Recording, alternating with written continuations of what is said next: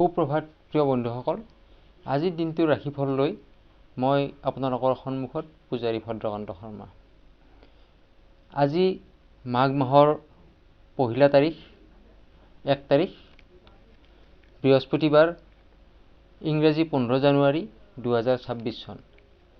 আজিৰ দিনটো যিসকল ব্যক্তিৰ কাৰণে বিশেষ উল্লেখনীয় দিন, যেনেকুৱা বাৰ্থডে, মেৰেজ এনিভাৰ্চিটি বা কোনো ইনগ্ৰেশ্যনৰ দিন হ'ব পাৰে, তেওঁলোকলৈ মোৰ ফালৰ পৰা আন্তৰিক শুভকামনা জনাইছোঁ। আজি সূৰ্য উদয় হৈছে 6:15:20 আৰু সূৰ্য অস্ত হ'ব 4:47:02। তিথি কৃষ্ণা দ্বাদশী, ৰাতি 8:25:34 থাকিব। তাৰপিছত কৃষ্ণা ত্ৰয়োদশী আৰম্ভ হ'ব। নক্ষত্ৰ জ্যেষ্ঠা, যোগ, বৃষ্টি, কৰণ, কৌলভ। জন্মত বৃশ্চিক ৰাশি, বিপ্ৰবৰ্ণ, দেৱাৰীগণ, হৰিণৰ অস্থি। আদ্য ঋতু হ'লে 15 দিনীয়া, আদ্য ঋতু হ'লে 3 মহীয়া পতিহীনা যোগ পাব।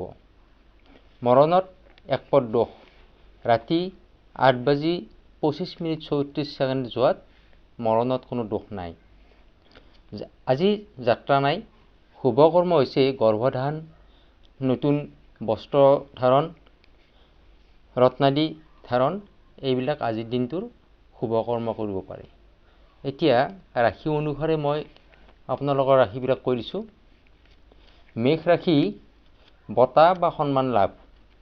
শুভ ৰং হৈছে ৰঙা আৰু শুভ সংখ্যা হৈছে 1 আৰু 9। বৃষ ৰাশি, উন্নত চিন্তাধাৰা। শুভ ৰং সেউজীয়া, শুভ সংখ্যা 6 আৰু 2। মিথুন ৰাশি, উৎসৱত অংশগ্ৰহণ। শুভ ৰং হালধীয়া, শুভ সংখ্যা 5 আৰু 3। কৰ্কট ৰাশি, মনত আনন্দ। শুভ ৰং বগা, শুভ সংখ্যা হৈছে 2 আৰু 7। সিংহ ৰাশি, সামাজিক কৰ্মব্যস্ততা। শুভ ৰং কমলা, শুভ সংখ্যা হৈছে 1 আৰু 8। কন্যা ৰাশি, হতাশা ভাৱ। শুভ ৰং সেউজীয়া, শুভ সংখ্যা 5 আৰু 6। তুলা ৰাশি, কৰ্মত আনন্দ। শুভ ৰং গোলাপী, শুভ সংখ্যা হৈছে 6 আৰু 7। বৃশ্চিক ৰাশি, ভ্ৰমণ, অৰ্থাৎ ভ্ৰমণৰ যোগ আছে আজি। শুভ ৰং ৰঙা, শুভ সংখ্যা 9 আৰু 4। ধনু ৰাশি, বিদ্যাত সুনাম। শুভ ৰং হালধীয়া, শুভ সংখ্যা 3 আৰু 9। মকৰ ৰাশি, যান বাহন ক্ৰয়। মকৰ ৰাশিৰ আজি যান বাহন ক্ৰয় কৰাৰ যোগ আছে। শুভ ৰং ধূসৰ, শুভ সংখ্যা 8। কুম্ভ ৰাশি, প্ৰিয়জনৰ ওচৰত, অৰ্থাৎ কোনো বন্ধু বান্ধৱ বা ভালপোৱা কোনো ব্যক্তি আপোনালোকৰ ওচৰত থাকিব পাৰে আজি। শুভ ৰং আকাশী নীলা, শুভ সংখ্যা 4। মীন ৰাশি, সাহসিকতাৰ পৰিচয়। শুভ ৰং বগা, শুভ সংখ্যা হৈছে 7। প্ৰিয় বন্ধুসকল, এইখিনি আছিল আজিৰ দিনটোৰ আপোনালোকৰ ৰাশি অনুসাৰে ফলাফল আৰু শুভ ৰং আৰু শুভ সংখ্যা।